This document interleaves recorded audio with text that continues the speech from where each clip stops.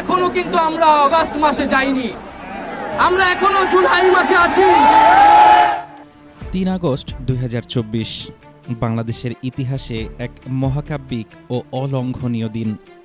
সব রক্তপাত, গুম, গ্রেপ্তার আর স্বৈরাচারী দমনের পাহাড় ডিঙিয়ে দেশের আপামর ছাত্র জনতা সেদিন এক বিন্দুতে এসে মিলেছিল।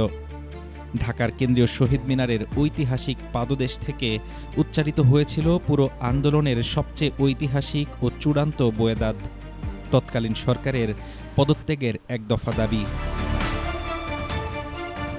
৩ আগস্ট সকাল থেকেই ঢাকা শহরের প্রতিটি অলিগলি রূপ নিয়েছিল এক একটি প্রতিবাদী মিছিলে।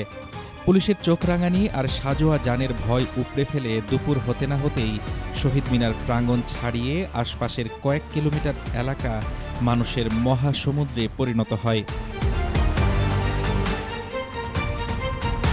রিকশা চালক থেকে শুরু করে বিশ্ববিদ্যালয়ের অধ্যাপক, কোল ঘেঁষা শিশু থেকে শুরু করে শতবর্ষী প্রবীণ, সবার একটাই গন্তব্য ছিল শহীদ মিনার। শহীদদের রক্তের বদলা নিতে সেদিন গোটা বাংলাদেশ যেন নেমে এসেছিল রাজপথে। সেদিন বিকেলেই আসে সেই কাঙ্ক্ষিত ঐতিহাসিক মুহূর্ত। সমন্বয়ক নাহিদ ইসলাম লাখো ছাত্র জনতার সামনে দাঁড়িয়ে সরকারের পদত্যাগের এক দফা দাবি আনুষ্ঠানিকভাবে ঘোষণা করেন।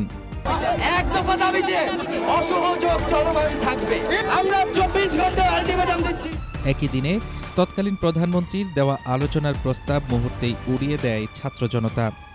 শহীদদের তাজা রক্তের উপর দাঁড়িয়ে কোনো সমঝোতা বা আলোচনা হতে পারে না। রাজপথ থেকে ভেসে আসা এই এক বাক্যের জবাব কাঁপিয়ে দিয়েছিল গণভবনের শক্ত ভিত। ৩ আগস্টের ঐতিহাসিক মহাসমাবেশ থেকেই ৪ আগস্ট থেকে সারা দেশে চরম ও সর্বাত্মক অসহযোগ আন্দোলনের ডাক দেওয়া হয়। কর খাজনা বন্ধ, সরকারি দপ্তর বর্জন ও অলিতে গলিতে প্রতিরোধের শক্ত নির্দেশনা আসে রাজপথ থেকে। অন্যদিকে সরকারের পতন আসন্ন বুঝে দেশের বিভিন্ন স্থানে আইনশৃঙ্খলা বাহিনী ও ক্ষমতাসীন দলের ক্যাডাররা উন্মাদের মতো চড়াও হয়। চট্টগ্রাম, গাজীপুর ও কুমিল্লায় গুলিবর্ষণে আহত ও শহীদ হন বহু আন্দোলনকারী, যা আগুনে ঢেলে দেয় শেষ ঘি।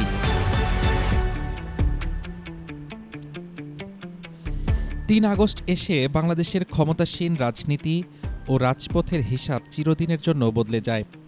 শহীদ মিনারের এই লাখো মানুষের জনস্রোত সেদিন প্রমাণ করে দিয়েছিল এই আন্দোলন আর কেবল শিক্ষার্থীদের কোটা সংস্কারের আন্দোলনে সীমাবদ্ধ নেই। রক্ত, কান্না আর ক্ষোভের পর এ দেশ এখন এক দফার এক চূড়ান্ত দোরগোড়ায় এসে দাঁড়িয়েছে, যেখান থেকে ফিরে যাওয়ার আর কোনো পথ নেই।